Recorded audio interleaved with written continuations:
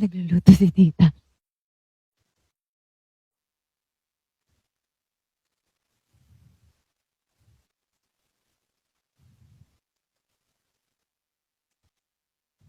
Ang cute niya, kahapon kumain kami, nag-lunch ako with kay tita, yan, sa parents ni Ella. So, natutulog kasi siya, so kaming tatlo lang kumakain, ganyan, ganyan.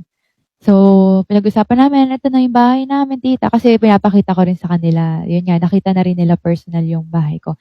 Sabi ko, ayan na, ano na yung bahay, may magkakaroon ng stairs, ganyan, ganyan. So, nagbibigay rin sila ng advice kung paano gagawin or yung mga pwede mong gawin sa bahay. Yan. Tapos sumabot sa point na sabi ko, hahanap nga rin po ako ng lupa, ganyan, para sa, parang farm lang, sariling farm lang para sa parents ko kasi si tatay mahilig na magtanim and gusto nga din niya ng gano'n. So sabi ko, naghahanap po ako ng lupa, ganyan. Oo, tapos sabi niya, oo, sabi nga ng tatay mo, yun yung gusto niya. Oh, di ba?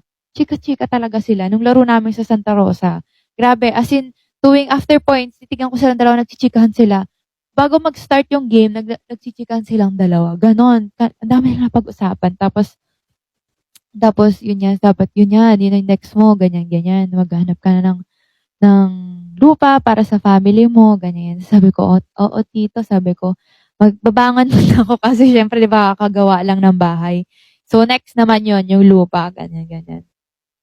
Tapos, yun, nakakatuwa lang na din sila. Supportive din sila sa bahay. Tapos sabi ko nga, buti nga tito, naisipan ko na ngayon. Kasi, actually guys, ang ko talaga is, parang mga siguro 28, mga ganun ako mag-start magpagawa ng bahay. Kasi gusto ko, paggagawa ko ng bahay, syempre yung hindi ko mafe-feel na parang, baka mawalan ako ng budget, ganyan, ganyan. Syempre, di ba, sobrang laking risk yun na magpapagawa ka ng bahay, tapos hindi ka sure kung kaya mo bang maitapos, o di ba, o mo. Ang advice din naman sa akin nila, kasi nagpagawa rin sila ng bahay, pinarenovate nila to.